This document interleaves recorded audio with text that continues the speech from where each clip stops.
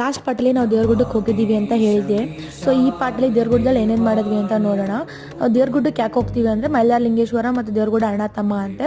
So first ದೇವ್ರಗುಡ್ಡಕ್ಕೆ ಹೋಗಿ ಆಮೇಲೆ next ಮೈಲಾರಕ್ಕೆ ಹೋಗ್ತೀವಿ.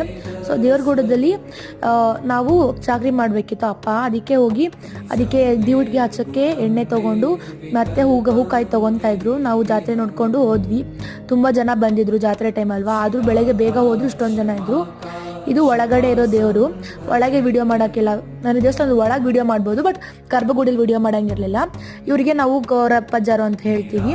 ಈ ಥರ ಅವರು ಇದು ಮಾಡ್ತಿರ್ತಾರೆ. ಮತ್ತು ಮಂಡಕ್ಕಿ ಮತ್ತು ಉಪ್ಪನ್ನ ನಾವು ಹಾಕ್ಬರಕ್ಕಂತ ಹೋದ್ವಿ.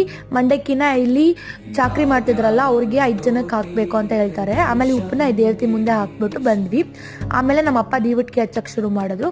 ನಾನು ನಮ್ಮ ತಂಗಿ ಎಲ್ಲರೂ ದೀವಟಿಗೆನ ಬೆಳಗ್ಮೇಲೆ ಈ ಸಖತ್ತಾಗಿರೋ ವ್ಯೂನ ಎಂಜಾಯ್ ಮಾಡಿ ದೇವ್ರ ದರ್ಶನ ಮುಗಿಸ್ಕೊಂಡು ಹೊರಗೆ ಬಂದಮೇಲೆ ಏನೇನು ಮಾಡಿದ್ವಿ ಅಂತ ನೆಕ್ಸ್ಟ್ ವಿಡಿಯೋದಲ್ಲಿ ಹೇಳ್ತೀನಿ. Thank you.